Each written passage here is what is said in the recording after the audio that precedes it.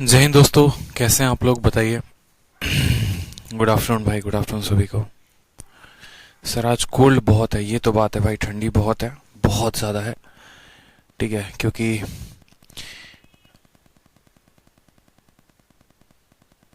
आज जो है बहुत तेज हवा चल रही है। एक बार कमेंट करके बताओ ऑडियो वीडियो क्लियर है। ऑडियो वीडियो क्लियर है, बहुत शानदार। ठीक है, हमारे यहाँ एक कहावत कहते हैं शायद भोजपुरी में कि ना माघे जाड़ ना सीते जाड़, जबे ब्यार तबे जाड़। समझ रहे हो? दोबारा से सुनो, ना माघे जाड़ ना सीते जाड़, जबे ब्यार तबे जाड़। कहने का मतलब होता है कि माघ के महीने में भी जाड़ नहीं पड़ती, शीत के करने में भी जाड़ नहीं पड़ती। जाड़ मतलब ठंडी, जब हवा चलती है तभी ठंडी लगनी शुरू हो जाती है। ठीक है, तो आज जो है बहुत ज्यादा हवा चल रही है। चलो तो बात करते हैं यहाँ पर दोस्त। आज हम पढ़ने वाले हैं ज्योमेट्री। ठीक है, और ज्योमेट्री में हम करेंगे सर्कल। सर्कल को लेकर इतनी खतरनाक शीट आप लोगों के लिए बनाई है कि दिल गार्डन गार्डन आप लोगों का हो जाएगा। अगर मैं आप लोगों को बोलूं तो दो बहुत ही बेहतरीन शीट आप लोगों को मैंने दिया है सर्कल में, एक ही साथ इकट्ठा दे दिया है, ताकि जो है जिन्हें पहले से आता है वो अपना प्रैक्टिस कर सके और जिन्हें नहीं आता वो वीडियो देख सकें। ठीक है, तो दो शीटें आप लोगों को दी हैं सर्कल में। सर्कल की जो पहली शीट है वो है आप लोगों की थ्योरी की, जिसमें थ्योरी के साथ एक एक एग्जांपल्स मैंने क्लियर अप कराए हैं, ताकि इन फ्यूचर कभी भी आपको कोई भी परेशानी होती है, चाहे आपका प्री का पेपर होता है या मेंस का पेपर होता है या कोई भी पेपर होता है, तो आप प्रॉपर तरीके से उस शीट से ही रिवीजन कर सको। क्योंकि मैंने अक्सर ऐसा देखा है कि बच्चे जो है उसको नोट्स बनाते हैं, लिखते हैं, शॉर्ट चीज़ों में रिवाइज करते हैं, तो वो टाइम आपका मैं बचा सकूं, इसलिए जो है मैंने पूरे अच्छे तरीके से टाइपिस्ट को बिठा के, कंटेंट टीम ने जो है पूरा अच्छे तरीके से एक एक एग्जांपल, एक एक थ्योरी के बारे में अच्छे से दिया है। आप अपने स्टडी मटेरियल में जाओ, स्टडी मटेरियल में जाके दोनों शीट को डाउनलोड करो। आपको दिखेगा कि एक आपकी थ्योरी विथ एग्जाम्पल की शीट है और दूसरी जो शीट है दोस्त मेरे, वो है हमारे एक्सरसाइज की। ठीक है, एक्सरसाइज की शीट है हमारी, और एक्सरसाइज में एक से एक बढ़िया बढ़िया सवाल है, साथ में सभी अपडेटेड क्वेश्चन भी हैं जिनको लगाने में आपको काफी फायदा होगा। ठीक है, तो इतना हम लोग कंप्लीट करते हैं। 5 क्लासेस के अंदर हमारा जो सर्कल है वो खत्म हो जाएगा, 1.5 या 2 घंटे की अगर हम क्लास लगाते हैं तो प्रॉपर तरीके से। तो देखिए कुछ ऐसी शीट होगी आप लोगों की, मैंने तो प्रिंट करवा लिया है, आप लोगों भी जो है प्रिंट करवा लेना प्रॉपर तरीके से एक सर्कल की। ये थ्योरी वाली शीट है हमारी। एक एक पॉइंट यहाँ दे रखा है कि सर्कल क्या होता है, सेंटर क्या होता है, रेडियस हो गया, सर्कमफेरेंस, सेकंड हो गए, टेंजेंट हो गए। एक एक पॉइंट, हर एक पॉइंट के बारे में अच्छे तरीके से डिस्कशन है, हिंदी में भी है, इंग्लिश में भी है। प्रॉपर्टी आपको बताई है, और उस प्रॉपर्टी के ऊपर हर प्रॉपर्टी में 2 से 3-4 एग्जाम्पल्स हैं, ताकि उस प्रॉपर्टी को आपको हम क्लैरिफाई करवा सके।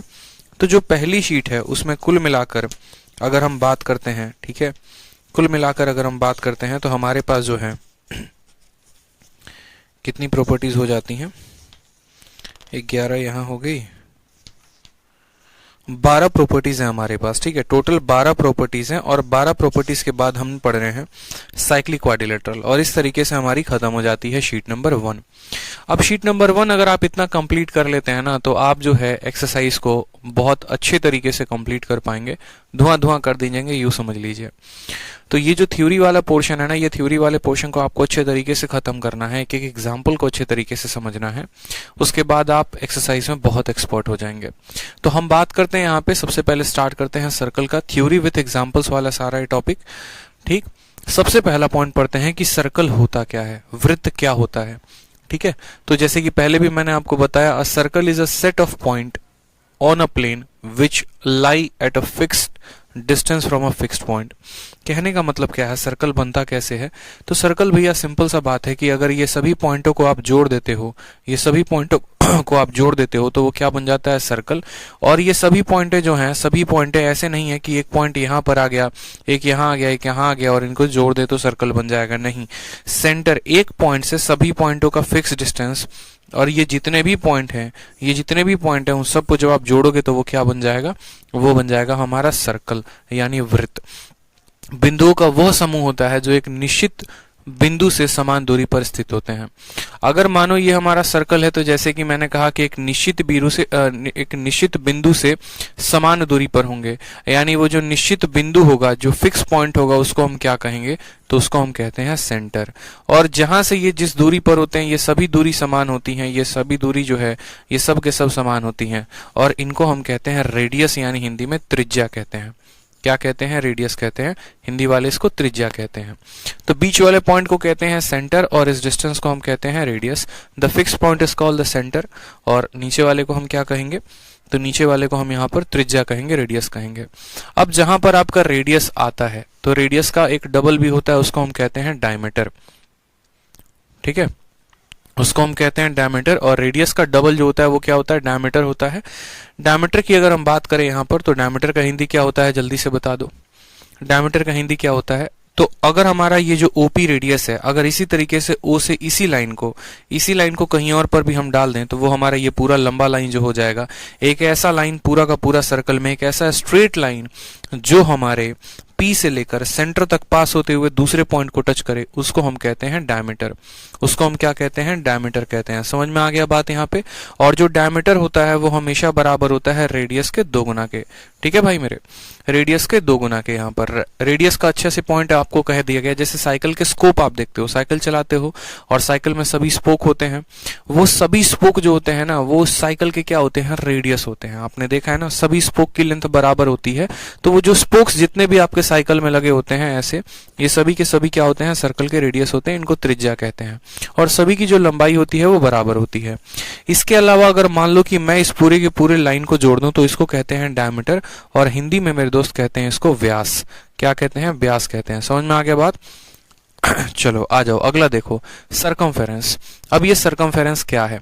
तो सरकमफेरेंस का मतलब हो गया परिधि। सरकमफेरेंस का मतलब हो गया परिधि। जैसे आपने देखा है स्क्वायर, तो स्क्वायर में क्या होता है? पेरीमीटर होता है। रेक्टेंगल का भी पेरीमीटर होता है, ट्रायंगल का भी पेरीमीटर होता है, तो सर्कल का भी पेरीमीटर होता है। और उसी के पेरीमीटर को हम पेरीमीटर शब्द ना इस्तेमाल करके यहाँ पर सरकमफेरेंस वर्ड का इस्तेमाल करते हैं। जैसे मानो मैंने आपको कहा था ना कि मेरा बेटा है, मानो उसको जो है दिवाली के दिन लाइटिंग लगानी है, तो मैंने कहा जाओ और बाउंड्री नाप कर आओ कि कितना बाउंड्री जो है तुम्हारा कितने सेंटीमीटर में है। जैसे मानो ये घर हो गया, ठीक है, आपको ये देखना है कि ये जो मेरी दीवार है ये कितने मीटर की है पूरी की पूरी, ताकि उस अकॉर्डिंग मैं लाइट लेकर आऊं और दिवाली के दिन लाइटिंग कर सकूं। तो ये जितना मीटर आएगा वो क्या होगा? उसका पेरीमीटर। उसी तरीके से सर्कल की जो ये बाउंड्री होती है, जैसे एक प्लेग्राउंड है मानो यहाँ पर, ये एक स्टेडियम है, यहाँ पर क्रिकेट का स्टेडियम है, और ये क्रिकेट के स्टेडियम की जो बाउंड्री होगी वो क्या होगी? वो उसकी सरकमफेरेंस होगी। और जिसमें प्लेयर आपके खेल सकेंगे क्रिकेट मैच, ठीक है, जिस फील्ड के अंदर खेल सकेंगे उस फील्ड का हमेशा एरिया होता है। ठीक है, तो फील्ड का हमेशा एरिया होता है और स्टेडियम का हमेशा क्या होता है? पेरीमीटर होता है। इस बात को ध्यान रखें। ठीक है, तो परिधि का मतलब क्या हो गया? ये पूरा का पूरा आउटर बाउंड्री, इसकी जो भी लंबाई होगी उसको हम क्या कहेंगे? परिधि कहेंगे। चलो यहाँ पे आ जाओ, अगला बात करते हैं सेकंड के बारे में। छोटा सा पॉइंट है लेकिन बहुत महत्वपूर्ण है। सेकंड के बारे में बच्चे कंफ्यूज रहते हैं कि सेकंड क्या है और टेंजेंट क्या है। सेकंड यानी छेदक रेखा। अगर हम बात करें तो प्रॉपर तरीके से डेफिनेशन दिया गया है कि एक line segment which intersect the circle in 2 distinct point is called a second in the given diagram. जैसे मानो यहाँ पर क्या है? एक सर्कल है, एक लाइन है, ऐसे काट के चली गई, तो इस लाइन को क्या कहते हैं? इस लाइन को सेकंड कहते हैं। जो बाहर से अंदर तक काट के चली जाएगी इसको क्या कहते हैं? सेकंड कहते हैं। जैसे PQ एक लाइन थी जिसने सर्कल को A पर और B पर काटा, ये सर्कल को 2 पॉइंट पे काट गया, तो ये क्या होगा? देखो, जो 2 पॉइंट पर काटेगा, एक ऐसा लाइन जो सर्कल को 2 पॉइंट पर काटेगा, उसको हम कहेंगे सेकंड, उसको हम कहेंगे सेकंड। और एक ऐसा पॉइंट समझना, सर्कल को जो 2 पॉइंट में काटे, 2 भागों में 2 पॉइंट में काट दे, वो सेकंड होता है। और एक ऐसा लाइन जो सर्कल को सिर्फ और सिर्फ 1 पॉइंट पे टच करे, उसको टेंजेंट कहते हैं। इसको सेकंड कहते हैं, इसको टेंजेंट कहते हैं। और ये जो बीच में ये जो लेंथ होता है ना, जैसे सेकंड ने इसको काटा और बीच की ये जो लेंथ हो गई, इसको हम कॉर्ड कहते हैं। तो ये 3 पॉइंट थे हमारे, दोबारा से समझ लो। सेकंड का मतलब हो गया छेदक रेखा। छेदक रेखा वो जो एक रेखा है जो इसको 2 पॉइंट पे प्रतिच्छेदित करती है, तो उस रेखा को हम क्या कहते हैं? छेदक रेखा कहते हैं। उसी तरीके से हम बात करते हैं टेंजेंट की। टेंजेंट क्या होता है?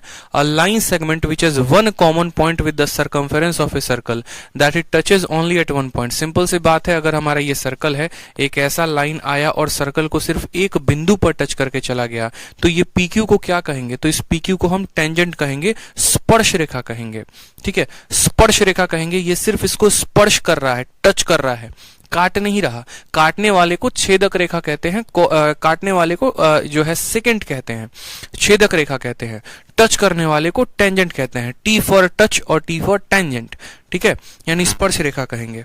उसके बाद बात करेंगे यहाँ पर, ठीक है, स्पर्श रेखा पे। तो अब स्पर्श रेखा की एक यहाँ से प्रॉपर्टी बन के चली आएगी कि कोई भी टेंजेंट है, जब आप सेंटर से उसको जोड़ोगे ना, तो जो ये रेडियस है और ये जो टेंजेंट है हमेशा कितने का कोण बनाएंगे, हमेशा 90 का कोण बनाएंगे।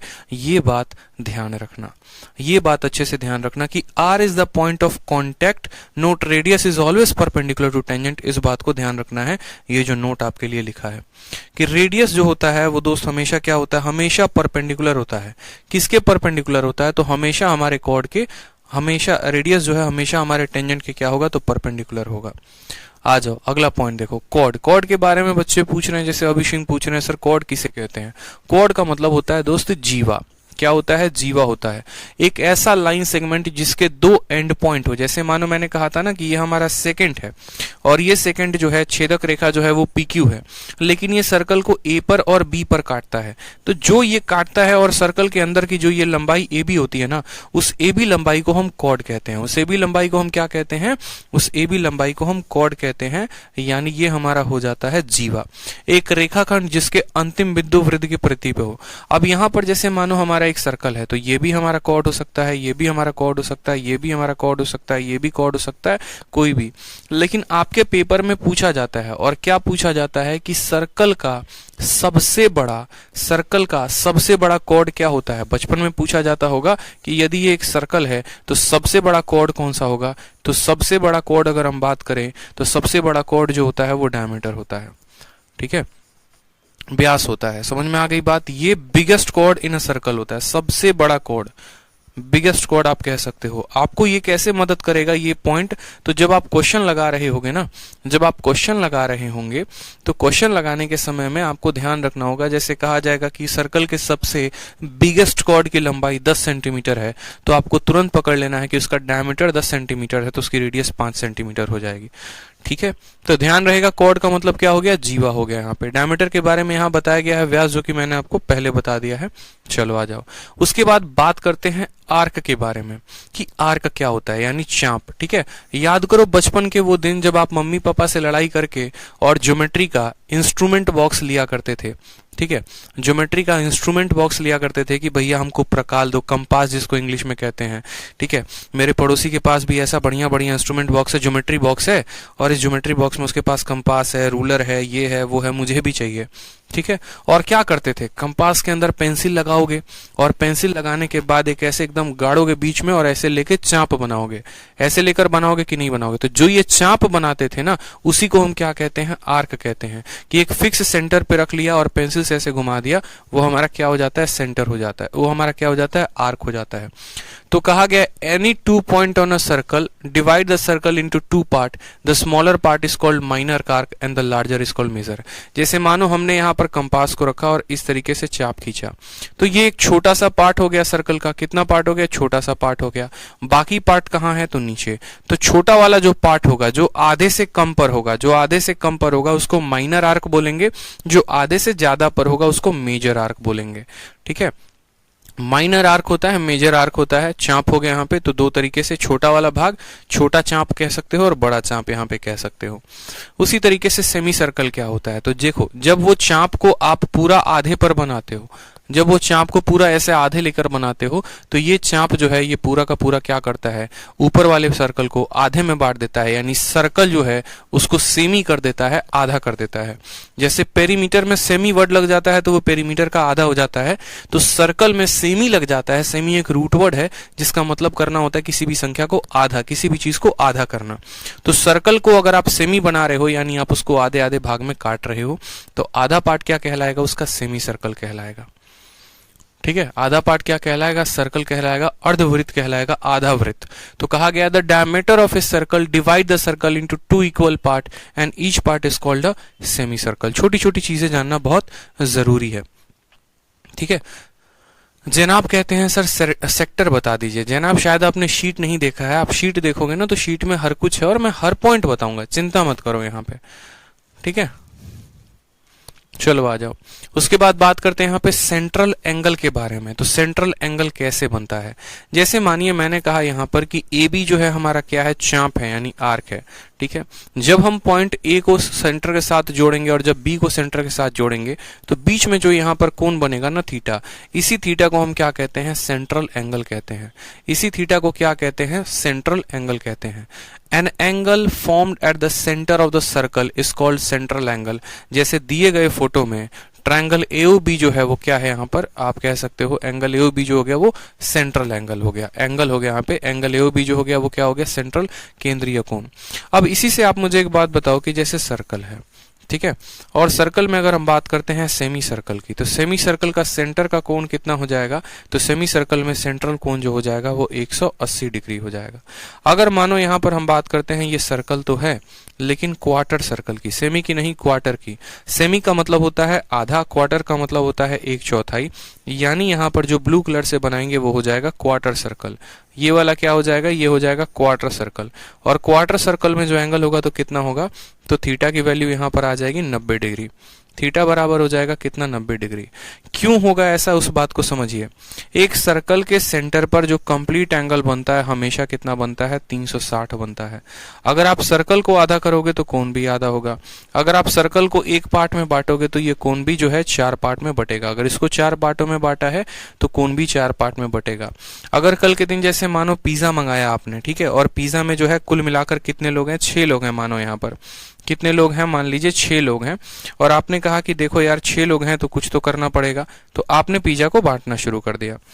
तो पूछा यहाँ पर कि बताओ प्रत्येक व्यक्ति को पिज्जा का कितना कोण मिल रहा है। मानो आपसे मैंने क्वेश्चन पूछ लिया कि पिज्जा को जो है आपने इस तरीके से 4 भागों में मान लो बांट लिया है,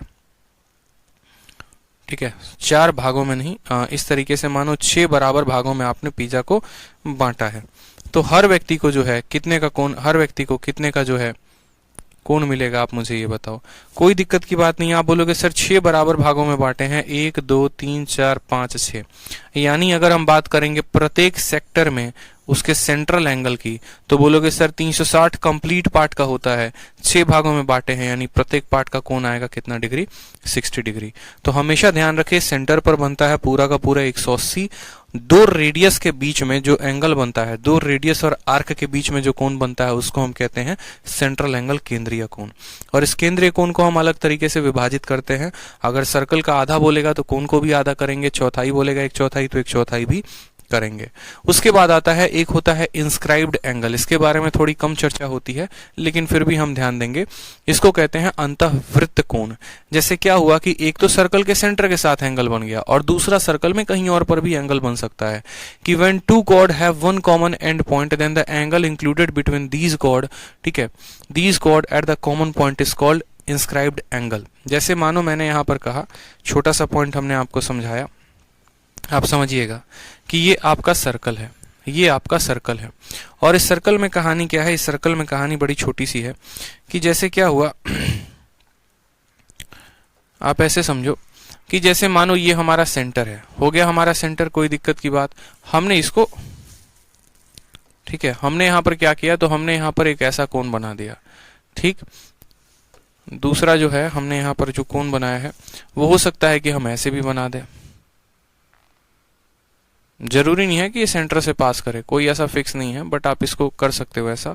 दूसरा हम इसको ऐसा भी कर सकते हैं यहाँ पे कि हमने इस पॉइंट को यहाँ से उठाया और मानो यहाँ पर रख दिया। इस तरीके से करके हम बहुत सारे पॉइंट को ड्रॉ कर सकते हैं। तो यहाँ पर जो ये कोण बनाते हैं ना, इनके आपस में जो ये कोण बनता है, जो ये थीटा यहाँ बनता है, इसको हम कहते हैं इंटरनल एंगल। इसको हम क्या कहते हैं, तो यही कहा गया इंस्क्राइब्ड एंगल कहते हैं, अंदर का कोण। अब एक और बात को आपको आगे चलकर प्रॉपर्टी के फॉर्म में पढ़ाएंगे कि जब यही एक कॉर्ड है और इस कॉर्ड से यहाँ पर एंगल बनाए हो और इसी कॉर्ड से यहाँ पर एंगल बनाए हो, तो दोनों का जो थीटा होगा वो क्या होगा, समान होगा। दोनों का जो थीटा होगा क्या होगा, समान होगा।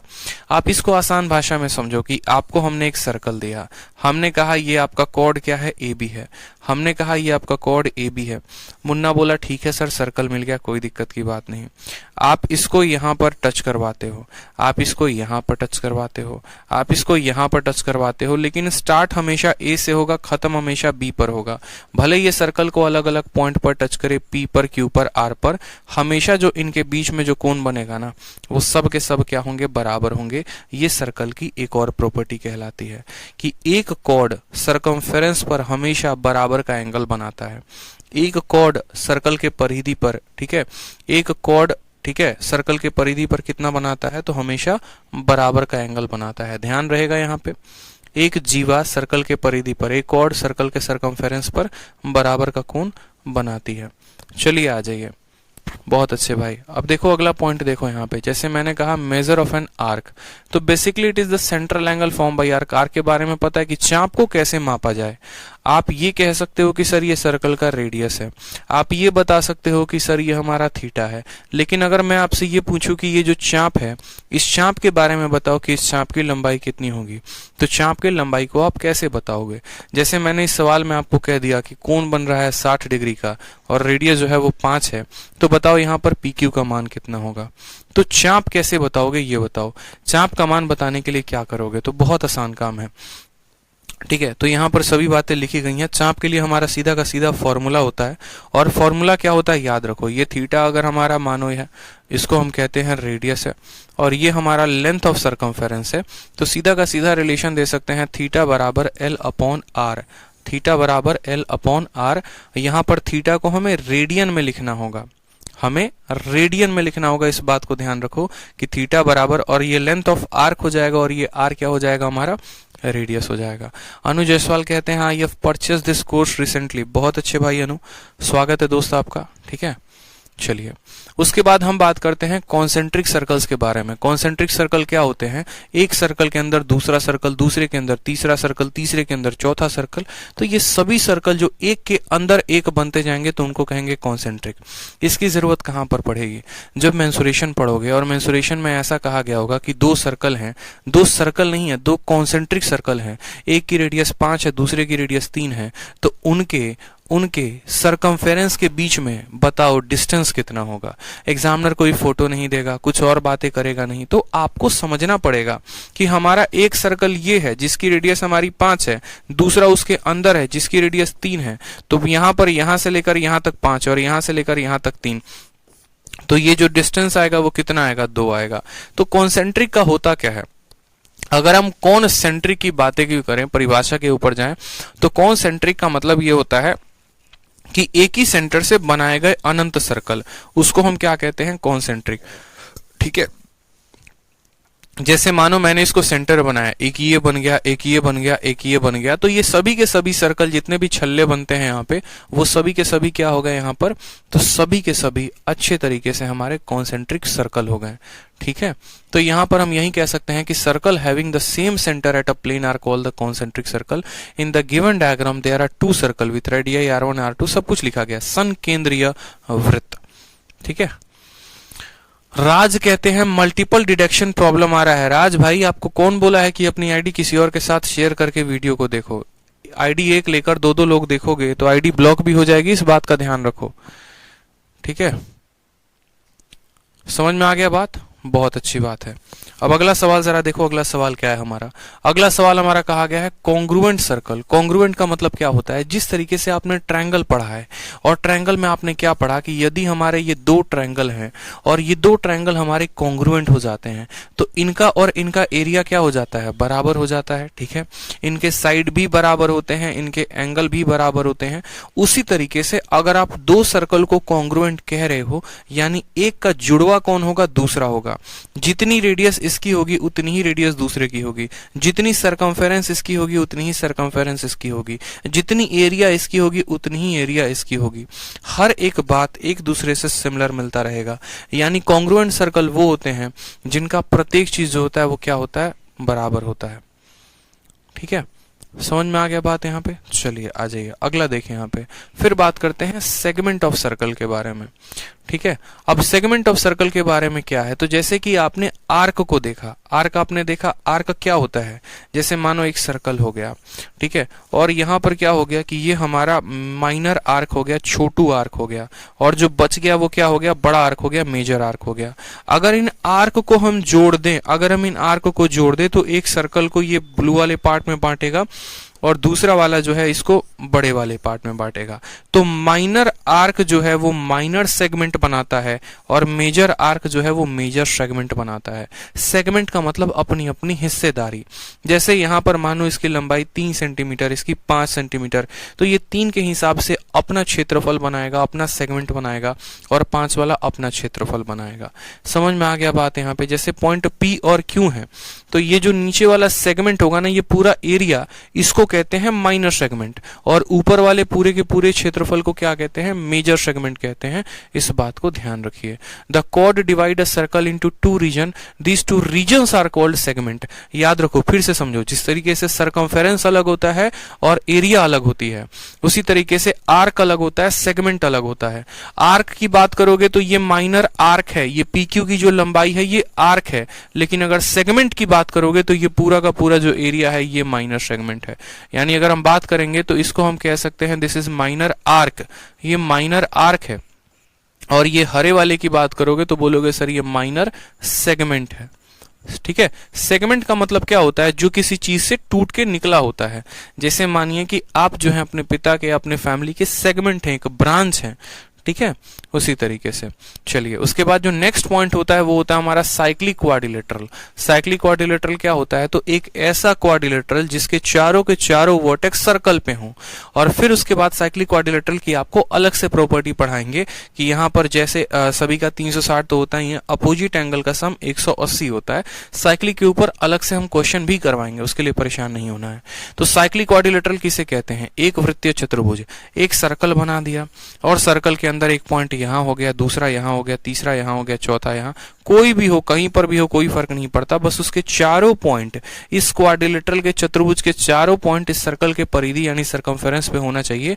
तो उसको हम यहां पर कहते हैं साइक्लिक क्वाड्रिलेटरल।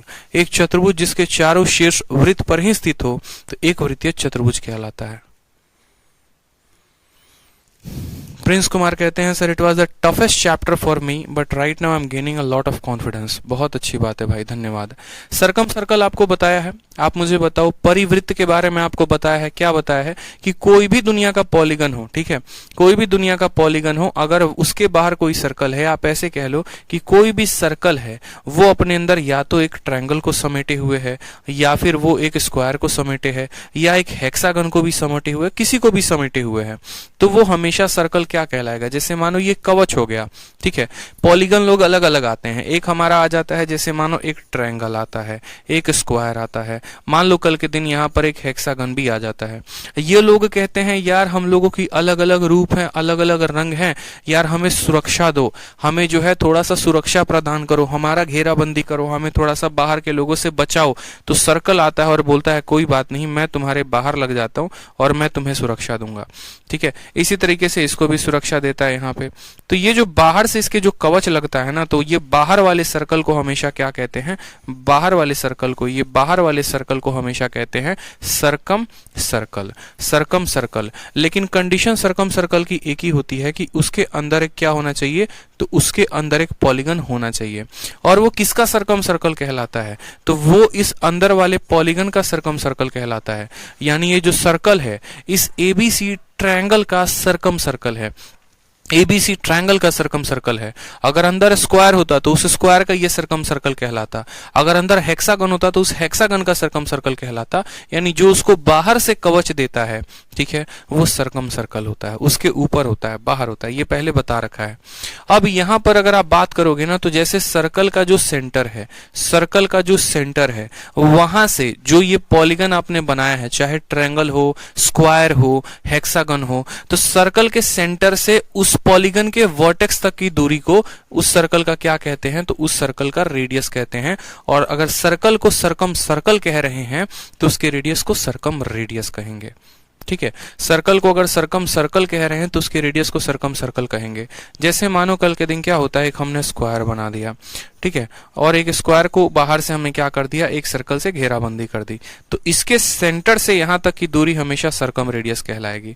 उसी तरीके से हमने दोस्त क्या बना दिया? हेक्सागन बना दिया, और हेक्सागन को ऐसे ढक दिया, तो इसके सेंटर से हेक्सागन के साइड के सभी जो होगा वो क्या होगा? सर्कम रेडियस कहलाएगा। इस बात को ध्यान रखो। तो इसीलिए O से लेकर A, O से लेकर B, ओ से लेकर सी, ये तीनों के तीनों सरकम रेडियस कहलाएंगे और सरकम रेडियस आपस में क्या होंगे, बराबर होंगे। ठीक है, चलो आ जाओ। उसके बाद बात करते हैं इन सर्कल के बारे में। गुलशन कुमार कहते हैं सर पटना आओ आप कभी, आपसे मिलने को बेताब है पूरी लाइब्रेरी है। मिल लेंगे भाई, क्या दिक्कत है। चलो, अब जिस तरीके से मानो क्या होता है कि यहां पर आपने देखा कि कोई भी पॉलीगन को कौन कवच दे रहा है, तो कोई भी पॉलीगन को कवच एक तरीके से शील्ड जो है वो सर्कल दे रहा है। तो एक बार क्या होगा कि हो सकता है सर्कल के ऊपर भी अटैक हो जाए। ठीक है, तो बेचारा सर्कल कहां जाएगा, तो सर्कल जाएगा उस पॉलीगन के पेट के अंदर। जैसे मानो कि क्या हुआ कि सर्कल के ऊपर अब अटैक हो गया, अब सर्कल अलग अलग लोगों के पास जा रहा है, सभी से सहायता मांग रहा है। ट्रायंगल को बोला भाई तू मुझे सपोर्ट कर दे, स्क्वायर को बोला भाई तू मुझे सपोर्ट कर दे। ठीक है, इसी तरीके से जानो मानो हेक्सागन को बोला कि भाई तू मुझे सपोर्ट कर दे। तो सब ने कहा एक वक्त था जब तुम हमें सपोर्ट किया करते थे, आज एक वक्त है कि तुम्हें सपोर्ट चाहिए, तो हम बिल्कुल तुम्हें सपोर्ट करेंगे।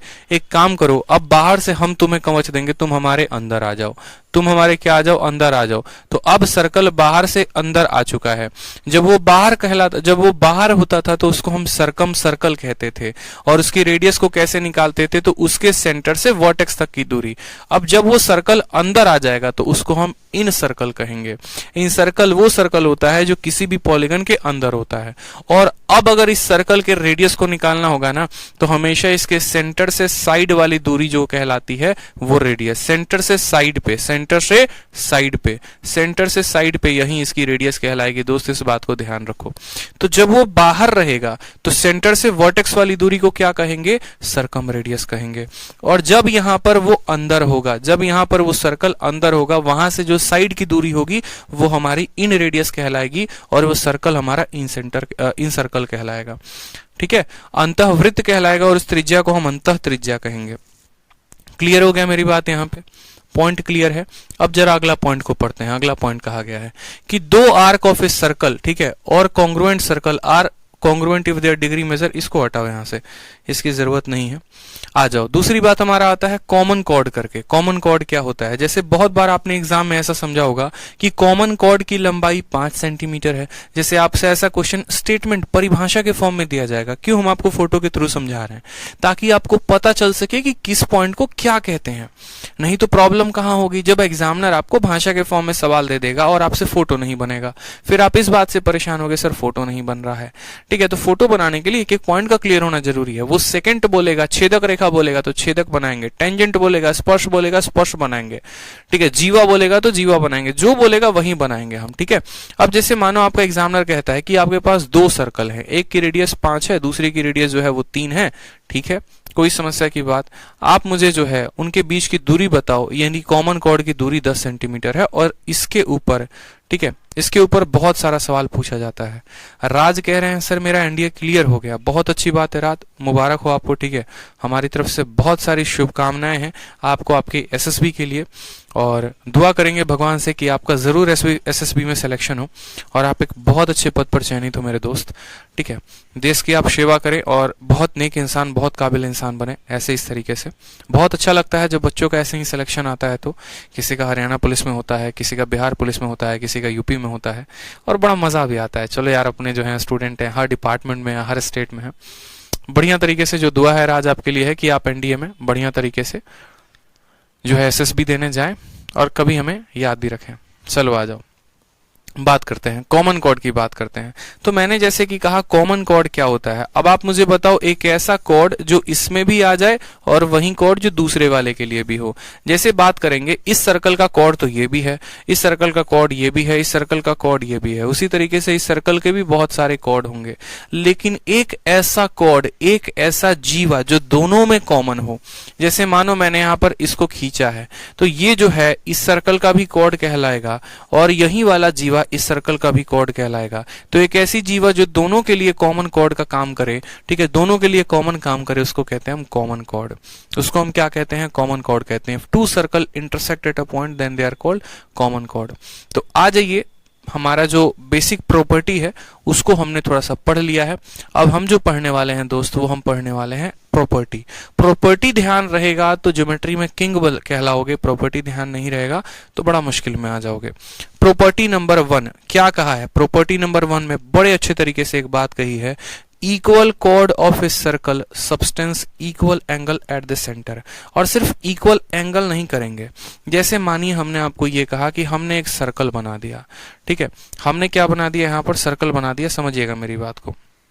और हमने सर्कल जब बना दिया यहाँ पे, तो सर्कल में क्या हो गया कि एक कॉर्ड इसका यहाँ पे था, दूसरा कॉर्ड हमारा यहाँ पर था। मानो इस कॉर्ड का जो लंबाई है, ठीक है, ये जो दोनों के दोनों आमने सामने हैं, ये हमारा कॉर्ड है AB और दूसरा हमारा कॉर्ड कौन सा है, CD नाम का कॉर्ड है। सेंटर यहाँ पर है, तो जब सेंटर है और जब हम इसको मिलाएंगे तो हम ये कहेंगे कि यदि हमारा ये वाला वैल्यू हमारे इसके वैल्यू के बराबर है, तो आप मुझे खुद बताओ, ठीक है, आप मुझे खुद बताओ, जब हम इन दो ट्रायंगल में सिमिलैरिटी स्थापित करेंगे तो हम क्या कहेंगे, हम ये कहेंगे ये वाला इसके बराबर, ये रेडियस इसके बराबर, ये रेडियस इसके बराबर, मतलब ये दोनों के दोनों क्या हो जाएंगे, कॉन्ग्रुएंट हो जाएंगे, सर्वांगसम हो जाएंगे। जब सर्वांगसम हो जाएंगे तो ये वाला थीटा इसके बराबर हो जाएगा, ये थीटा इसके बराबर हो जाएगा और बीच वाला दोनों के बराबर। यानी यहां पर हम कह सकते हैं कि इनके द्वारा बनाया गया कोण क्या होगा, बराबर। यानी जब दो कॉर्ड हमारे ऐसे बराबर हो जाते हैं ना, तो इनके द्वारा बना जो एंगल होता है वो भी बराबर होता है और ये दोनों त्रिभुज क्या कहलाते हैं, सर्वांगसम।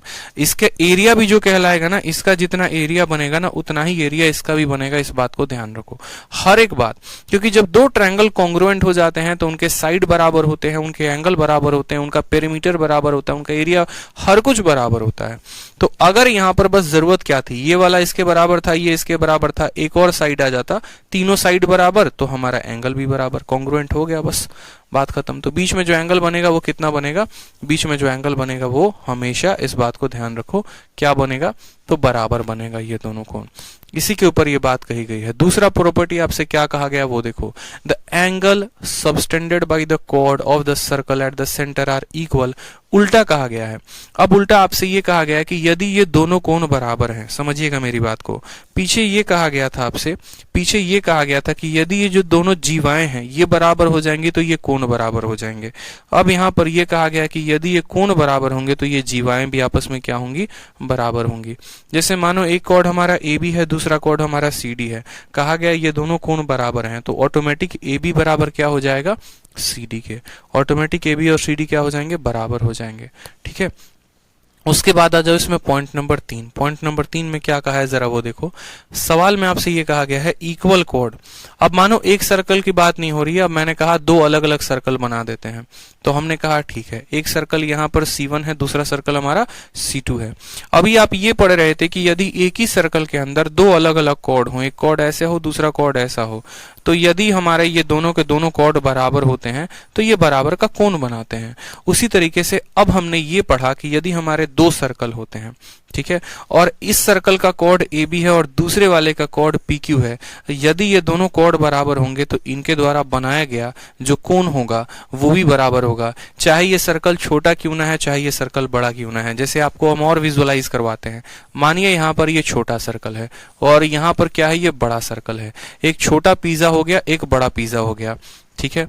यहाँ पर अगर हम बात करते हैं तो ये जो रेडियस है या यहाँ जो कॉर्ड है और ये सेंटर का है, और यहाँ पर अगर हम बात करें तो इसकी वैल्यू इतनी हो जाएगी AB करके, ठीक है। यदि इसका AB और AB दोनों के दोनों बराबर हैं तो जहां पर भी ये बना रहे होंगे ना, यहाँ पर जो इसका कोण होगा वहीं इसके कोण के बराबर होगा। तो दो अलग अलग सर्कल में कहा गया कि equal chord of two equal circle.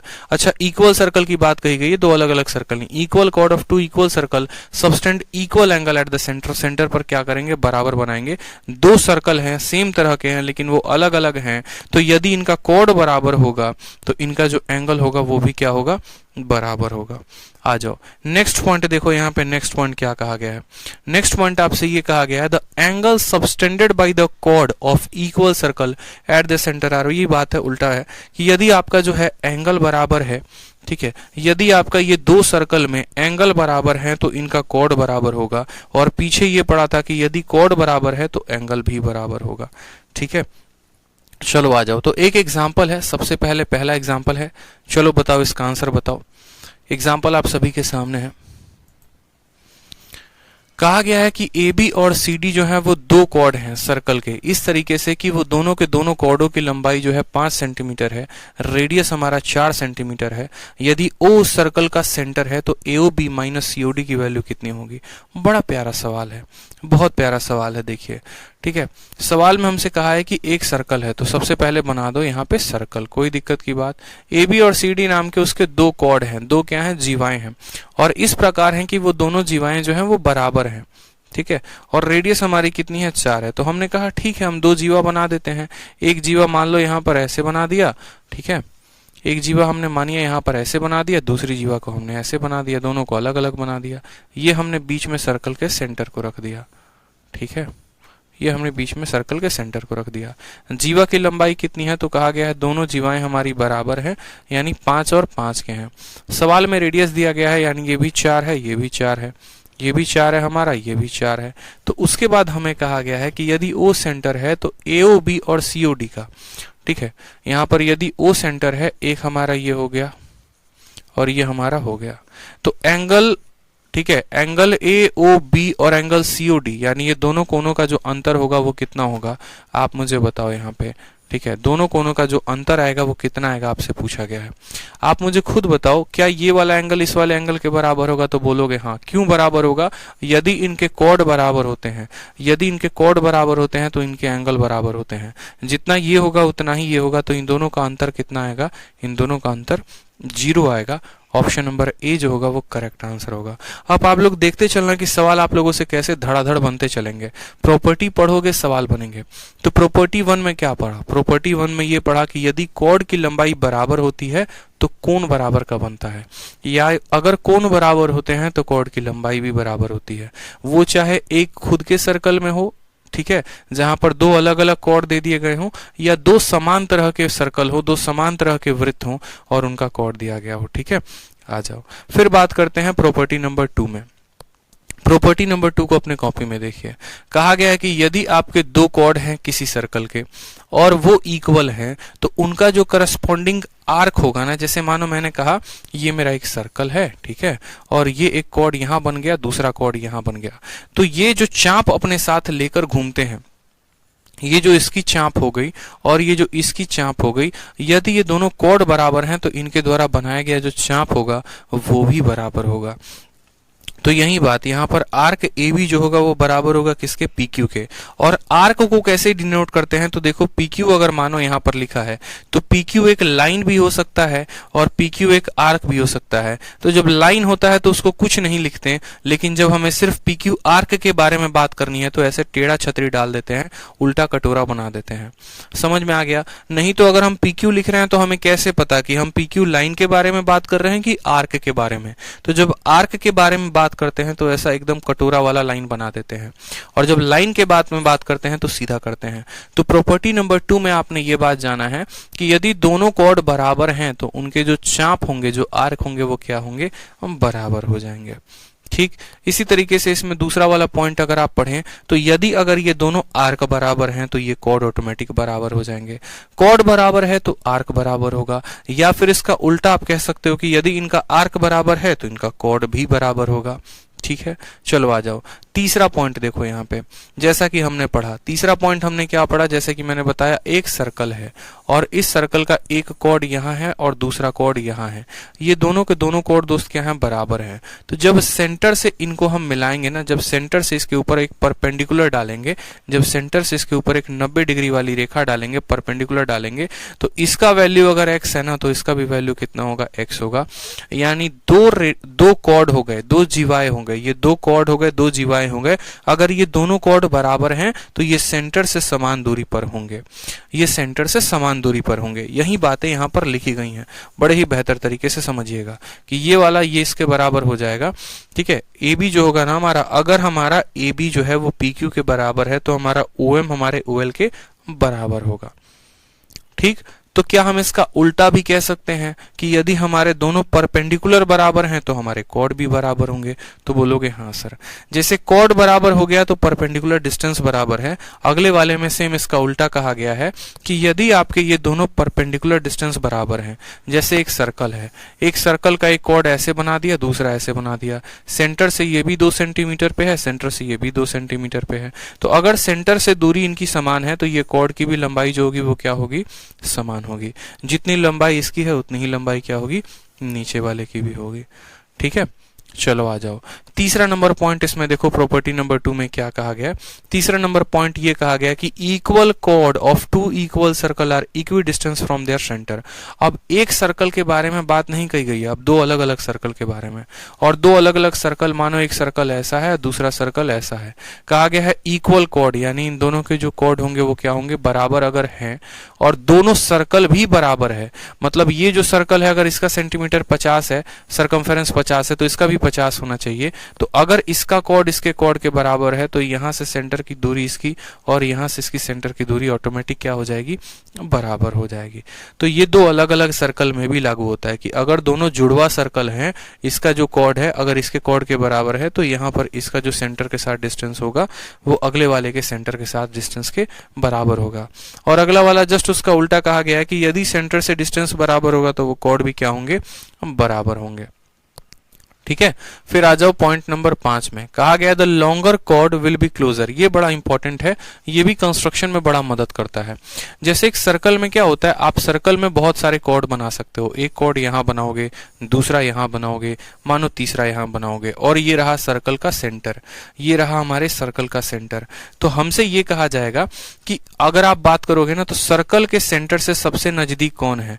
यहां पर बेशक एक ए बी हमारा कॉर्ड हो गया, दूसरा कॉर्ड हमारा सी हो गया, त्रिज्या जीवा हो गई, तीसरी जीवा हमारी ईएफ हो गई। एक जीवा, दूसरी जीवा, तीसरी जीवा, 3 हमारे कॉर्ड हो गए।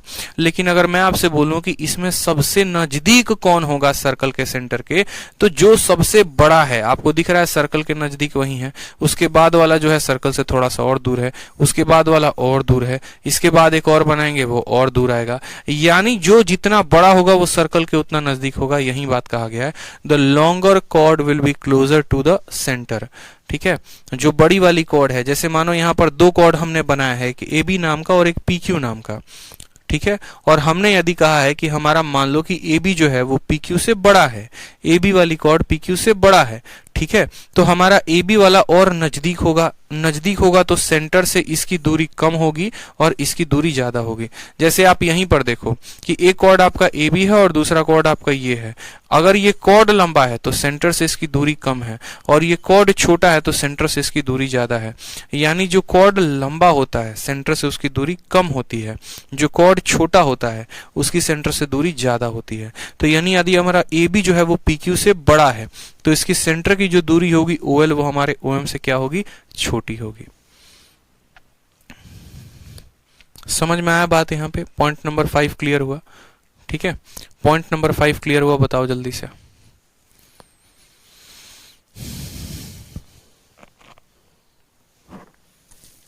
बताओ, एक बार कमेंट करके बताओ, सभी प्रॉपर्टी क्लियर हुए? कितनी प्रॉपर्टी को हम लोगों ने कवर अप कर लिया? 3 प्रॉपर्टी को कवर अप कर लिया है। समझ में आ रहा है? प्रॉपर्टी 4 और प्रॉपर्टी 5 में बढ़िया सवाल हैं। प्रॉपर्टी 4 और 5 के सभी सवालों को लगाएंगे अभी तुरंत।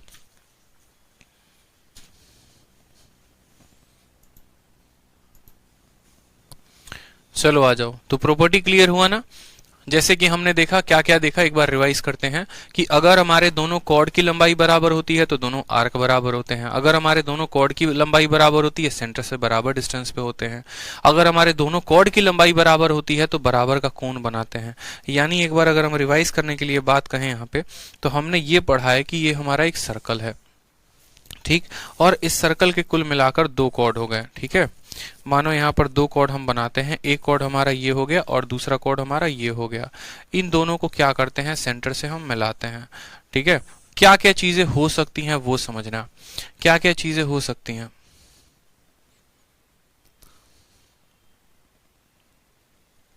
क्लियर हुआ? बहुत शानदार। अब देखते चलो, जैसे यहां पर अगर हम बात करें, मैंने कहा कि यदि हम इसको पॉइंट को कहते हैं ए बी और इस पॉइंट को हम कहते हैं सी डी, तो जो फाइनल हमने पढ़ा है वो क्या पढ़ा है कि यदि हमारा ये जो ए बी है ये बराबर हो जाता है हमारे सी डी के, यदि हमारा ये ए बी है बराबर हो जाता है सी डी के, तो पहला पॉइंट आपने पढ़ा वो ये पढ़ा कि आपका ये जो दोनों का थीटा है वो क्या हो जाएगा, बराबर। पहला पॉइंट था। पॉइंट नंबर 1, थीटा 1 बराबर थीटा 2 आप कह सकते हो। ठीक है, θ1 और θ2 क्या हो जाएंगे, बराबर। ये पॉइंट नंबर 1 था। पॉइंट नंबर 2 जो पढ़ा वो ये पढ़ा कि सर्कल से यहां तक की जो डिस्टेंस है, अगर ये x है और सर्कल से यहां तक की जो डिस्टेंस है y है, तो पॉइंट नंबर 2 की इनके आपस की दूरी जो होगी वो क्या होगी, बराबर। फिर उसके बाद आपने पढ़ा ये जो AB आर्क है ये हमारे CD आर्क के क्या होगा, बराबर। ये हमने पढ़ा पॉइंट नंबर 3 कि हमारा AB का जो चाप है वो बराबर होगा CD के चाप के। तो इस तरीके से आपने 3 बातें पढ़ी कि यदि कॉर्ड बराबर हो जाता है तो कोण भी बराबर होंगे, सेंटर से दूरी भी बराबर होगा, हमारा चाप भी बराबर होगा। ठीक है, क्रिस्टल क्लियर है सर, नाइस कंसेप्ट, क्या बात है, जबरदस्त, शानदार, जिंदाबाद है। आ जाओ, चलो शैलेश जी देखो, अब बात करते हैं प्रॉपर्टी नंबर 4 की तरफ कि प्रॉपर्टी नंबर 4 हमारा क्या कहता है। तो प्रॉपर्टी नंबर 4 जरा पढ़ लो। कहा गया है perpendicular from the centre of a circle to a chord bisect the chord. बहुत बहुत बहुत इंपॉर्टेंट प्रॉपर्टी है सर, नोट्स सीडीएस के लिए सफिशिएंट है, बहुत सफिशिएंट है मेरे भाई। ठीक है, बहुत सफिशिएंट है, चिंता मत करो। ठीक है, अब जैसे मानो क्या हुआ कि आपने यहाँ पर एक सर्कल बनाया और इस सर्कल का हमारा ये कॉर्ड है, ये क्या है, कॉर्ड है, जीवा है, ये भी हमारा कॉर्ड है। तो क्या होता है अगर हम इसको सेंटर से मिलाएं, अगर मानो सेंटर से यहाँ पर एक लाइन डालें तो क्या होगा, लाइन तो बहुत सारे डल सकते हैं। जैसे मानो ओ से आप ए को भी मिला सकते हो, ओ से इसको भी मिला सकते हो, इसको भी बहुत सारे लाइनों को आप मिला सकते हो। लेकिन उन बहुत सारी लाइनों में एक लाइन ऐसी होगी जो बड़ा कमाल का काम कर जाएगी। वो लाइन कौन सी होगी और वो क्या कमाल का काम करेगी वो देखो। ठीक है, जैसे आपसे दोस्ती तो बहुत करने आते हैं लेकिन कुछ ही दोस्त आपके खास बन पाते हैं जो जीवन में लास्ट तक आपके साथ रहते हैं। तो उसी तरीके से सेंटर है, इस सेंटर से तो बहुत सारी लाइनें जा सकती हैं लेकिन यहां से एक ही ऐसा लाइन होगा जो 90 पड़ जाएगा। और जब वो 90 पड़ जाएगा ना तो वो क्या करेगा, आएगा और इन दोनों को क्या करेगा, बराबर भागों में बांट देगा, बराबर भागों में बांट देगा। इस बात को क्लियर है आपको। ठीक है, वो लाइन जो सेंटर से इस पर डलेगा, जो 90 का कोण बनाएगा, वो इसको बाइसेक्ट कर देगा, बराबर बराबर भागों में बांट देगा। ठीक है, समझ में आ गया बात यहाँ पे। ठीक, तो इसी तरीके से अगर हम कहें यहाँ पर तो सेंटर से अगर ये 90 का बना रहा है तो AL बराबर क्या हो जाएगा, LB। अब perpendicular from the centre of a circle to a chord bisect the chord. ठीक है, चलो बहुत अच्छी बात है। मनोज कहते हैं sir all clear from Odisha. क्या बात है भाई, चलो आ जाओ अगला पॉइंट देखो। अगला पॉइंट कहा गया है the line joining the centre of a circle to the mid point of a chord is perpendicular. जैसे यहां पर इसके ऊपर इंजाम ये लगा कि मेरे जीवन में बहुत लोग आए। ठीक है, जैसे मानो यहाँ पर A और B दो भाई थे। ठीक है, A और B दो भाई थे, A के जीवन में बहुत सारी महिला मित्र आई और गई, B के जीवन में बहुत सारी महिला मित्र आई और गई, लेकिन एक ऐसी महिला मित्र थी O जो इसके जीवन में आई और दोनों भाइयों का क्या करवा दिया, बंटवारा करवा दिया। दोनों भाइयों को क्या करवा दिया, बंटवारा करवा दिया। समझ में आ गया बात। और बाद में वो X बन के चली गई वापस।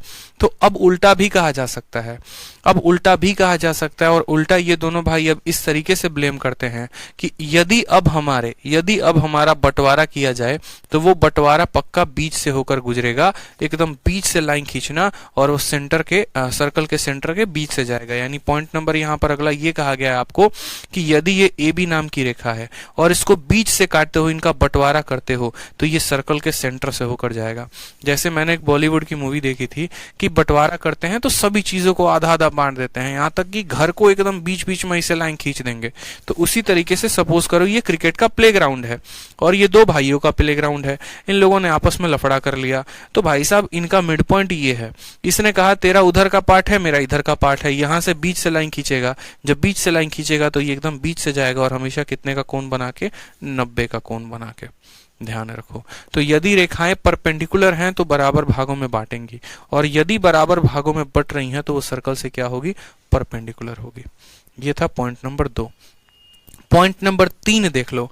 पॉइंट नंबर 3 क्या कहता है कि जैसे मानो यहां पर यदि आपका ये OL जो है इसके ऊपर परपेंडिकुलर है, ठीक है, तो आपको एक बात हमेशा ध्यान रखना पड़ेगा, AL जो होगा आपका, ठीक है, AL जो होगा वो हमारे LB के बराबर, ये तो हमें पता ही है। उसके बाद हमसे कहा गया यहाँ पर कि आप एक राइट एंगल ट्रायंगल बना लोगे। जैसे मानो क्या हुआ यहाँ पर कि एक सर्कल ऐसा था, इस सर्कल के अंदर कहानी कुछ ऐसी हुई कि हमने एक कॉर्ड को बनाया, इस कॉर्ड को नाम दिया हमने AB। सर्कल का सेंटर यहाँ O था। जब हमने इसके सेंटर से यहाँ 90 पे डाला तो यहीं पर, ठीक है, यहीं पर जो है, ठीक है, अनोखा बंधन, बहुत अच्छी बात है। यहीं पर क्या करते हैं कि यहीं पर हम जो है राइट एंगल ट्रायंगल बना सकते हैं। कैसे? अगर इस सेंटर को आपने यहां से जोड़ा है, आप इसको जोड़ा यहां से जोड़ो, ठीक है। तो अगर हम मानते हैं यहां पर इसकी लंबाई अगर हम x मान लेते हैं, इसकी लंबाई हम y मान लेते हैं और ये हमारा जो है r हो जाता है, तो पाइथागोरस का थ्योरम क्या कहता है? बेस का स्क्वायर प्लस परपेंडिकुलर का स्क्वायर बराबर होगा किसके? हाइपोटेनस के स्क्वायर है। और इसके ऊपर बहुत सारे सवाल आपके पेपर में पूछे जाते हैं, बहुत सारे सवाल, बहुत सारे सवाल के distance from the centre plus base का स्क्वायर बराबर किसके होगा? रेडियस के स्क्वायर के। जैसे कुछ एग्जांपल्स आप लोग देखो। सबसे पहला एग्जांपल आप लोगों के सामने है, प्रीवियस ईयर के कुछ क्वेश्चंस हैं। क्वेश्चन में कहा गया है the length of the chord of a circle, ठीक है, कॉर्ड की लंबाई हमारी 8 सेंटीमीटर दे रखी है, perpendicular distance between the centre and a cord is 3 centimetre, तो रेडियस पूछा है। आपको हमेशा इस बात को ध्यान रखो, कॉर्ड की लंबाई दे सकता है, ठीक है, डिस्टेंस दे सकता है, रेडियस पूछेगा, या रेडियस दे सकता है, कॉर्ड की लंबाई दे सकता है, डिस्टेंस पूछेगा, या डिस्टेंस और रेडियस दे सकता है, कॉर्ड पूछेगा। तीन चीजों में कोई भी दो का मान देके तीसरे का मान पूछा जा सकता है। जैसे इस सवाल में क्या कहा गया है, तो इस सवाल में कहा गया कि आपके पास एक सर्कल है, तो हमने कहा जी सर बिल्कुल हम एक वृत्त बना लिए। हमने कहा बहुत अच्छी बात है, वृत्त बना लिए तो एक कॉर्ड भी बना दो, जीवा भी बना दो, तो आपने कहा एक जीवा भी हम बना देते हैं, ए बी नाम का। इसका एक केंद्र होगा, सेंटर होगा, वो भी बना दोगे। कहा गया the length of the chord of a circle, इस कॉर्ड की लंबाई कितनी है? तो कॉर्ड की लंबाई हमारी 8 सेंटीमीटर है। सेंटर से इस कॉर्ड तक की जो परपेंडिकुलर डिस्टेंस है, डिस्टेंस बहुत सारे होंगे लेकिन जो परपेंडिकुलर है हमें वो लेना है। उसकी लंबाई कितनी है? तो बोलोगे सर उसकी जो परपेंडिकुलर की लंबाई है वो हमारी 3 है। तो आप बताओ रेडियस कितना होगा? ये जो r है ना, ये जो r है, यहाँ पर r का मान कितना होगा? तो सबसे पहला मुझे बात बताओ दोस्त यहाँ पे कि जो ये कॉर्ड होता है ये कितने पार्टों में बढ़ता है? तो 2 बराबर भागों में बढ़ता है। अगर ये पूरे का मान 8 है, अगर ये पूरे का मान 8 है, तो आप मुझे बताओ ये 8 जो है ये 4 और 4 में बटेगा कि नहीं? तो बोलोगे सर ये भी 4 है, ये भी 4 है। अब जरा इस ट्रायंगल पे फोकस करो, तो ये कैसा ट्रायंगल हो गया? राइट एंगल ट्रायंगल हो गया। तो बोलोगे इन ट्रायंगल ओ, ठीक है, ओ एक्स बी मानो यहाँ पर, ट्रायंगल ओ एक्स बी में हमारा क्या हो गया? तो ये एक राइट एंगल ट्रायंगल हो गया। अब ये 3 है, ये 4 है, तो रेडियस क्या हो जाएगा? पाइथागोरस ट्रिपलेट से 5 हो जाएगा। तो इसकी रेडियस कितनी आ जाएगी? ऑप्शन नंबर बी आ जाएगा। ठीक है, पूरे कॉर्ड की लंबाई 8 थी, तो ये 4 और 4, 3 4 5 का क्या बनता है? ट्रिपलेट बनता है। ये 3 है, ये 4 है, तो 3 का स्क्वायर 9 हो गया, 4 का स्क्वायर 16, 16 और 9 25, रेडियस का स्क्वायर 25, तो रेडियस कितना होगा? 5। पाइथागोरियन ट्रिपलेट बता रखा है तो अब आसानी से समझ पा रहे होगे। आ जाओ अगले वाले सवाल पे। अगला सवाल कहा गया है दिए गए सर्कल में, दिए गए चलचित्र में, फोटो में जो PQ जो कॉर्ड है ना, ये जो PQ कॉर्ड है, कहा गया कि PQ की जो लंबाई है वो 18 सेंटीमीटर है। AB जो है यहाँ पर, ठीक है, AB नाम का एक लाइन है जो इसके ऊपर परपेंडिकुलर है, 90 का कोण बनाए हुए है। ठीक है, परपेंडिकुलर बाइसेक्टर भी आप उसको कह सकते हो, या परपेंडिकुलर भी। MB का मान हमें दिया गया है, MB का जो मान है गौर से करेंगे, ये MB का मान दिया गया है। इसके अलावा हमसे कहा गया है AB का मान कितना होगा। ठीक, अब यहां पर गौर से देखो, ये वाली वैल्यू कितनी की हो गई? 9। अगर ये पूरा का पूरा 18 है तो यहाँ पर P से लेकर M तक हमारा 9 हो जाएगा। ये वाली वैल्यू कितनी है? 3 है। और हमसे क्या पूछा गया है सवाल में? हमसे जो है सवाल में AB का मान पूछा गया है। ये पूरा का पूरा AB का मान कितना होगा? AB का मतलब क्या होगा दोस्त? AB का मतलब डायमीटर, AB का मतलब हो जाएगा त्रिज्या। बड़ा बेहतरीन सवाल है, देखो गौर से फोकस करो, छोटा सा सवाल हो गया। ठीक है, आपको सेंटर, ये कॉर्ड की लंबाई हमें 18 दे दी है और ये MB का मान 3 दे दिया है। हमसे AB का मान पूछा है। AB जो है वो सेंटर से आ रहा है और सेंटर से जो रेखा आती है, ठीक है, और अंत तक जाती है, उसको हम डायमीटर कहते हैं, व्यास कहते हैं। कैसे निकालेंगे? आप मुझे एक बात बताओ, यदि यहाँ पर O से लेकर P तक को हम कहते हैं कि ये हमारा R सेंटीमीटर है, ठीक है, तो ये हमारा R है, तो हमारा O से लेकर B तक भी तो हमारा R होगा। तो बोलोगे हाँ सर, ये भी हमारा R होगा, ये भी हमारा R होगा, ये भी हमारा R होगा, सभी के सभी तो रेडियस ही हैं, सभी के सभी रेडियस हैं, तो R R R होंगे, बात खत्म। अब इसमें अगर मानो ये रेडियस R है और ये भी R है, और इस R में मैंने कहा कि यहां से लेकर यहां तक 3 है, तो O से लेकर M तक कितना आ जाएगा बताओ? O से लेकर M तक कितना आ जाएगा? तो ये जो OM होगा वो हो जाएगा R माइनस 3। यहां से लेकर यहां मानो 10 सेंटीमीटर, ये है 3, तो ये कितना हो जाएगा? 7 हो जाएगा। अब ट्रायंगल OPM में देखो, ट्रायंगल OPM फॉर्म में। तो क्या बोलोगे कि सर ओपी का जो स्क्वायर है, ओपी का जो स्क्वायर है बराबर होगा किसके, यहाँ पर ऊपर लिखता हूं मैं कि जो आपका ओपी का स्क्वायर है बराबर होगा हमारे ओएम के स्क्वायर और जमा किसके स्क्वायर के, तो जमा पीएम के स्क्वायर के। होगा मेरी बात भाई, बताओ इतना तो होगा ना। ठीक है, तो बहुत अच्छे, आपने कहा जी सर बिल्कुल होगा। तो यहाँ पर ओपी का मान हमने क्या माना था, तो रेडियस का स्क्वायर बराबर ओएम का कितना हो जाएगा, तो r माइनस 3 का होल स्क्वायर बराबर हमारा पीएम का मान कितना है, तो 9 का होल स्क्वायर। सॉल्व करो यहाँ पर, तो r का स्क्वायर बराबर यहाँ पर करोगे तो r square plus 9 minus 6r plus 81। R square से आर स्क्वायर हमारा क्या हो जाएगा, खत्म हो जाएगा। ये 6r को जब हम उधर भेजेंगे तो 6r बराबर 81 जमा 9 हो 90 हो जाएगा। तो r की वैल्यू कितनी आ जाएगी, 6 से काटोगे 15 बार में, तो बोलोगे सर r का मान हमारा 15 आ गया है। r का मान कितना आ गया है, 15 आ गया है। अब अगर r का मान 15 आ गया है तो ये पूरा AB जो है ये डायमीटर है, तो AB जो होगा वो हमारा क्या होगा, r का दोगुना, यानी 15 का दोगुना कितना आ जाएगा, 30 आ जाएगा। ऑप्शन नंबर ए, आओ कभी हवेली पे। ठीक है, क्लियर हो गया। बेसिक से धीरे धीरे आप लोगों को उठा रहे हैं, धीरे धीरे आप लोगों को बेसिक से हाई लेवल तक लेके चलेंगे ताकि आप सभी एग्जांपल्स को समझ पाए, सभी कंसेप्ट को आप समझ पाए। ठीक, चलिए बहुत शानदार भाई, बहुत शानदार। आ जाओ अगले क्वेश्चन पे। अगले क्वेश्चन में कहा गया है किसी वृत्त में a मीटर तथा b मीटर लंबाई की दो जीवाएं केंद्र पर क्रमशः 60 डिग्री और 90 डिग्री का कोण बनाती हैं, निम्नलिखित में से कौन सा सत्य है। ठीक है, वो कोण अलग अलग बना रहे हैं तो उनके बीच में जो रिलेशन होगा वो कैसा होगा, उनके बीच में जो रिलेशन होगा वो कैसा होगा। तो उसके लिए अभी हमने आपको पढ़ाया था। ठीक है, जैसे मानो यहाँ पर एक छोटी सी बात को समझना, हमारे पास यहाँ दो सर्कल है, एक बड़ा सर्कल होगा और एक छोटा सर्कल होगा। ठीक, और सर्कल सेम भी लिख सकते हो, ऐसा नहीं है कि बड़ा छोटा का होना जरूरी है। जैसे मानो यहाँ पर ये दो सर्कल हो गए, एक कॉर्ड यहाँ पर ये ए बी हो गया,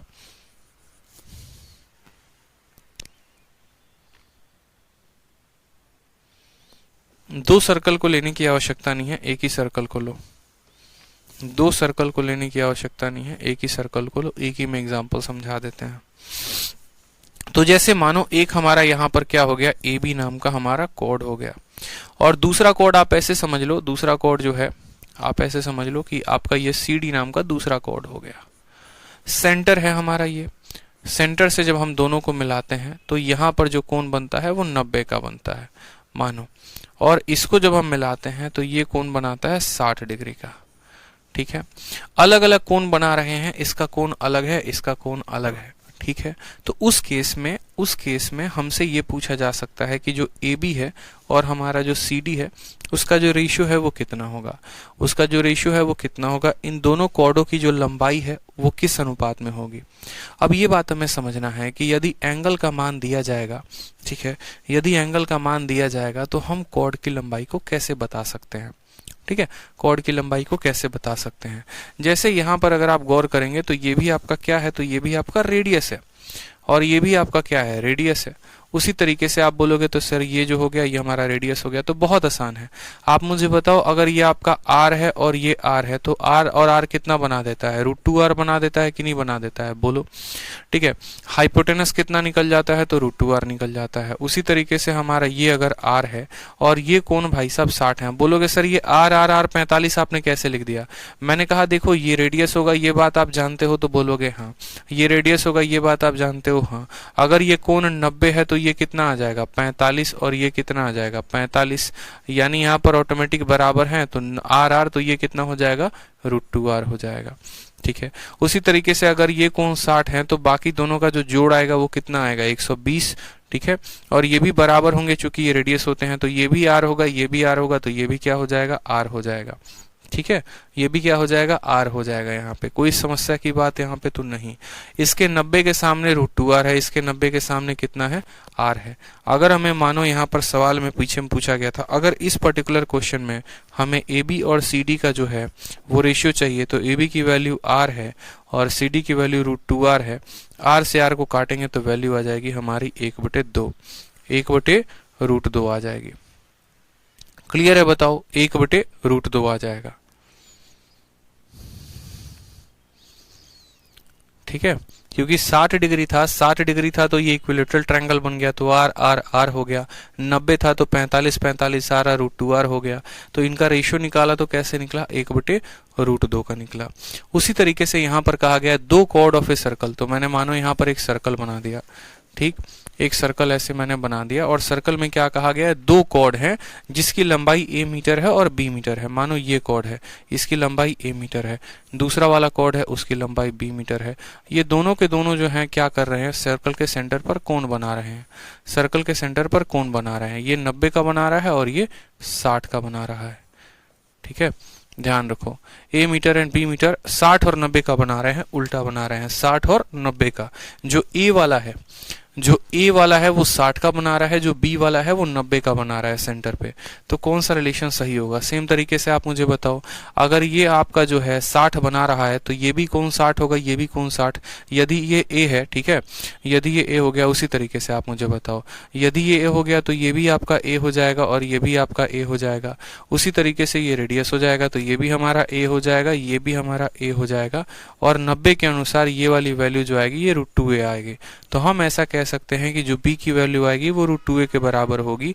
तो हमें सवाल में कहा गया कौन सा रिलेशन सही है, तो b बराबर √2a जो होगा वो ऑप्शन नंबर a जो होगा वो सही है। दोबारा से देखो, यदि आपका ये a है तो ये एक इक्विलेटरल ट्रायंगल है, तो ये a तो ये भी a तो ये भी है, यानी रेडियस a आ गया। अगर रेडियस a है और रेडियस a है तो हाइपोटेनस √2a हो जाएगा, यानी b बराबर √2a जो होगा वो करेक्ट आंसर होगा, ऑप्शन नंबर a। ठीक है, आ जाओ, चलो एग्जाम्पल नंबर 4 को देखो, एग्जाम्पल नंबर 4 को बनाओ। सर्कल के प्रॉपर्टी ध्यान रहेंगे ना दोस्तों, सभी एग्जाम्पल सभी क्वेश्चंस को बना लोगे। प्रॉपर्टी में अगर मानो कुछ मिसमैचिंग होती है, अभी तो मैं आपको बेसिक लेवल के प्रॉपर्टी करवा रहा हूँ, हाई लेवल के क्वेश्चंस तो अभी बाकी हैं। प्रॉपर्टी जिसका जितना क्लियर होगा उसको उतना मजा आएगा सवालों को बनाने में। आ जाओ, कहा गया the radius of 2 concentric circle, 2 concentric circle का रेडियस है 17 और 10। एक स्ट्रेट लाइन ABCD जो है बड़े वाले सर्कल को पॉइंट A पर और D पर काटती है और छोटे वाले को B और C पर काटती है। यदि BC का मान 12 है तो AD का मान कितना होगा? यदि BC का मान 12 है तो AD का मान कितना होगा? बहुत आसान क्वेश्चन है। देखो, तो किस पॉइंट पर काटते हैं? 2 पॉइंट पर। तो हम कॉन्सेंट्रिक सर्कल बनाते हैं, तो बोलते हैं सबसे पहले बड़ा वाला सर्कल ये है और छोटा वाला सर्कल ये है। ठीक है, ये हमारे 2 सर्कल हैं जिनके जो सेंटर हैं वो क्या है, समान है, यही पॉइंट पर सेंटर है। उसके बाद कहा गया है कि इसको एक रेखा जो है वो यहां से टच करके निकल जाती है। The radius of a 2 concentric circle दे रखा है। एक straight line intersect larger at point A and D और छोटे वाले को काटती है B पे और C पे। बड़ी एक लाइन आई है और ये बड़ी लाइन जो है वो क्या की है, दोनों को काट के चली गई है। देखो, एक ऐसी रेखा आई, ठीक, जिसने बड़े वाले को भी काट दिया, छोटे वाले को भी काट दिया। अब सवाल में हमसे कहा गया है, यहाँ पर कि बड़े वाले की रेडियस 17 है और छोटे वाले की, जैसे मानो ये सेंटर हो गया, सेंटर से आपने क्या किया, सेंटर से आपने इसको मिलाया। बड़े वाले, छोटे वाले की रेडियस कितनी है, तो छोटे वाले की रेडियस दोस्त 10 है और बड़े वाले की रेडियस कितनी है, यहाँ पर देखो, ठीक है, 10 है, यहाँ अंदर लिख देता हूं। और बड़े वाले की रेडियस कितनी है, तो बड़े वाले की रेडियस आपसे सवाल में कहा गया है 17 है। ये पॉइंट A हो गया, ये point A B C C यहाँ है और ये D हो गया। ठीक है, उसके बाद हमसे कहा गया यदि BC का मान, ये पूरा का पूरा जो BC है इसका मान हमें दे रखा है 12, तो हमसे किसका मान पूछा है, हमसे यहाँ पर A से लेकर D तक का मान पूछा है। A से लेकर D तक का जो मान है वो बताइए कितना होगा। बहुत प्यारा क्वेश्चन है, दिख रहा है। 2 कॉन्सेंट्रिक सर्कल हैं, बड़े वाले का रेडियस 17 है, त्रिज्या 17 है, छोटे वाले की त्रिज्या 10 है। B से लेकर C तक की लंबाई 12 दे दी गई है यहाँ पे कि भैया इनकी जो लंबाई है वो आपकी 12 है। हमसे कहा गया है A से लेकर D तक की दूरी बताओ। कोई दिक्कत की बात नहीं है, बहुत आसान काम है। तो हम बोलेंगे सर देखो कितना आसान काम है, कोई है ही नहीं प्रॉब्लम इसमें, इसको बनाने में क्या प्रॉब्लम। आप मुझे खुद बताओ ये जो हाइपोटेनस है ये कितना है, तो बोलोगे सर इस वाले ट्रायंगल में फोकस करिए फिलहाल के लिए। तो हमने कहा बहुत अच्छे, ये B से लेकर C तक की दूरी 12 है, मतलब ये 6 होगा और ये भी हमारा 6 होगा। अब इस ट्रायंगल पे जरा आ जाओ, इस ट्रायंगल में हाइपोटेनस 10 है, बेस आपका जो है मानो x है, तो बेस आपका 6 हो गया, तो आपका सेंटर से यहाँ तक की दूरी कितनी हो जाएगी, 8 हो जाएगी। 8 6 10 का ट्रिपलेट बनता है कि नहीं बनता है, तो बोलोगे हाँ सर, यानी OX वाला 8 आ गया। अब हम यहाँ से यहाँ तक की बात करते हैं बड़े वाले सर्कल के लिए, और ये पूरा का पूरा कितना हो गया हमारा 17। अब हमारा OAX में देखो, तो OAX में देखोगे तो क्या बोलोगे, बोलोगे सर बात ऐसी है कि अब आपको इस ट्रायंगल में देखना चाहिए। इसमें देखो हाइपोटेनस 17 है, परपेंडिकुलर 8 है, तो बेस जो होगा वो कितना होगा, 15 होगा कि नहीं होगा। 8, 15, 17 का ट्रिपलेट बनता है कि नहीं बनता है, तो बोलोगे हाँ सर। तो A से लेकर X तक की दूरी 15 है, हमसे A से लेकर D तक पूछा है। सर्कल के सेंटर से जो लाइन 90 का डलता है वो मिड पॉइंट होता है, यानी X मिड पॉइंट है। तो AX का मान अगर 15 है तो पूरा AD का जो मान आएगा, AD का जो मान आएगा दोस्त वो कितना आएगा, तो AD का मान हमारा 30 आ जाएगा। AD का मान कितना आ जाएगा, 30 आ जाएगा। समझ में आ गए। 10 था, 6 था तो 8 निकाल दिया, 8 है, 17 है तो 15 निकाल दिया। AX का मान अगर 15 है तो यहाँ AD का मान 15 का दोगुना यानी 30 हो जाएगा। ठीक है, चलो आ जाओ आ जाओ। अगला प्रॉपर्टी देखो, प्रॉपर्टी नंबर 5। बड़ा प्यारा प्रॉपर्टी है, कुछ खास है नहीं इसमें, और इसके ऊपर जो है कुल मिलाकर कितने सवाल हैं, तो इसके ऊपर कुल मिलाकर 9 एग्जाम्पल्स हैं। यहां से मुझे लगता है कि कल शुरू करना बेहतर होगा, आज की क्लास में इतनी काफी है। ठीक है, अब देखेंगे तो प्रॉपर्टी नंबर 5 बहुत आसान प्रॉपर्टी है, टुच्चा प्रॉपर्टी है। इसमें जो है कुछ ज्यादा दम है नहीं, लेकिन हाँ इसके इस्तेमाल से बहुत सारे क्वेश्चंस हैं जो प्रीवियस ईयर में आए हैं, जिससे मजा आएगा सवालों को सॉल्व करने में। तो अलग अलग एग्जांपल्स इस प्रॉपर्टी के ऊपर दिए गए हैं, इसको खत्म करेंगे। प्रॉपर्टी 6 है, उसको भी खत्म करेंगे। ठीक है, तो मुझे लगता है आराम से सर्कल जो है आपका 5 क्लासेस में कंप्लीट हो जाएगा, चिंता मत करो। 5 क्लासेस के अंदर थ्योरी और प्लस एक्सरसाइज हम दोनों को कंप्लीट कर पाएंगे, और बहुत ही बेहतरीन तरीके से कंप्लीट कर पाएंगे, अच्छे से समझ समझ के एक एक बातों को। तो आज के लिए पहली क्लास थी, तो इतना मुझे लगता है काफ़ी है। अच्छे तरीके से पढ़ कर आना है आपको, एक एक क्वेश्चन आपको लगाने हैं। जो हमने आपको शीट दी है आज तुरंत जाएंगे उसका प्रिंट आउट निकलवाएंगे, और प्रिंट आउट निकालने के बाद उसकी थ्योरी को पढ़ना शुरू कर देंगे। ठीक है, ताकि आने वाली क्लासेस में आपको फायदा हो सके। अभी सवाल हमने लगाया नहीं है, अभी हम थ्योरी कर रहे थे। थ्योरी से क्या होगा, जितनी अच्छी चीजें हमें समझ में आएंगी उतना बेहतर हमें, ठीक है, कंसेप्ट हमारे क्लियर होंगे। डॉली कहती हैं सर एग्जाम्पल नंबर 3 समझ में नहीं आया। डॉली इस एग्जाम्पल में कुछ भी नहीं है, आप जो है ऐसे समझो, आप ऐसे समझो डॉली, आप जो है ज्यादा लोड ले लिया इस एग्जाम्पल में, आपको ज्यादा लोड ही नहीं लेना था। देखो आपको सवाल में कहा गया था 2 कॉर्ड ऑफ ए सेंटर। देखो सवाल में आपको कहा गया था कि एक कॉर्ड ये रही जिसकी लंबाई a है, दूसरी कॉर्ड यहां पर रही जिसकी लंबाई b है। सवाल में कहा गया था कि एक कॉर्ड सेंटर से 60 का कोण बनाता है, यानी ये जो कोण बनाएगा 60 का बनाएगा, और दूसरा वाला कॉर्ड सेंटर से 90 का कोण बनाता है, ये कोण हमारा 90 का बनाता है। ठीक है डॉली जी, ये बात क्लियर है आपको कि एक 60 का बनाता है, दूसरा 90 का बनाता है, तो इनमें रिलेशन कौन सा सही है। हमने कहा देखो डॉली बात ऐसी है कि सेंटर से लेकर यहां तक ये दोनों के दोनों क्या होंगे, बराबर होंगे। अगर ये कोण हमारा 60 है और ये दोनों जो हैं साइडें बराबर हैं, तो ये दोनों कोण भी बराबर होंगे, यानी ये भी हमारा 60 हो जाएगा और ये भी हमारा 60 हो जाएगा। ठीक है, अब अगर ये तीनों एंगल 60 60 60 हैं तो ये एक इक्विलेटरल ट्रायंगल हो गया, यानी ये साइड अगर ए है तो ये भी ए हो जाएगा और ये भी ए हो जाएगा। सर्कल के सेंटर से मानो यहाँ पे सर्कल के सेंटर से अगर हम बात करें तो सर्कल के सेंटर से सरकमफेरेंस तक जो लाइन होती है उसको हम क्या कहते हैं, रेडियस कहते हैं, त्रिज्या कहते हैं। ठीक है, ठीक है, कोई दिक्कत की बात यहाँ पे, ये क्या हो जाता है, त्रिज्या हो जाता है, ए हो जाता है। अब यहाँ पर मानो सेम तरीके से हमारा रेडियस का वैल्यू कितना है, ए है। तो अब हम आ जाते हैं रेड वाले में। अब हम जब रेड वाले में आएंगे तो रेड वाले में हम क्या कहेंगे, हम ये कहेंगे कि ये हमारा 90 है और ये दोनों के दोनों रेडियस होते हैं बराबर, यानी ये हमारा 45 हो जाएगा और ये हमारा 45 हो जाएगा। ठीक है, आप मुझे बताइए ये क्या है, रेडियस है। सर्कल का रेडियस आपने कितना निकाला है, ए, यानी ये अगर आपका ये ए है और ये भी आपका ए है, तो यहाँ पर पाइथागोरस लगाएंगे तो ए का स्क्वायर, तो आपको सी डी की वैल्यू कितनी मिलेगी, √2a मिलेगी कि नहीं मिलेगी बताओ। लेकिन यहाँ पर तो सवाल में दिया गया है b, यानी ये जो b है ये किसके बराबर है, तो ये जो b है ये √2a के बराबर है। अब क्लियर हुआ डॉली जी, आपको बताइए क्लियर हुआ कि नहीं हुआ बताइए। आप पढ़ाई करो, कोई भी डाउट होता है मैं बताऊंगा आपको, चिंता मत करो, लेकिन आप पढ़ो तो सही। आपके लिए मैं खड़ा हूं बड़े भाई की तरह, कोई दिक्कत की बात नहीं है। यूं समझ लो दूसरे जीतू भैया आपके हम ही हैं। ठीक है, कोई भी डाउट होता है आप बेशक पूछा करो, ठीक, लेकिन बस पढ़ाई किया करो मन लगा के। ठीक है, डाउट होता है पूछो, 1000 बार पूछो, मैं 1000 बार बताऊंगा। ठीक है, अब पढ़ाई करो।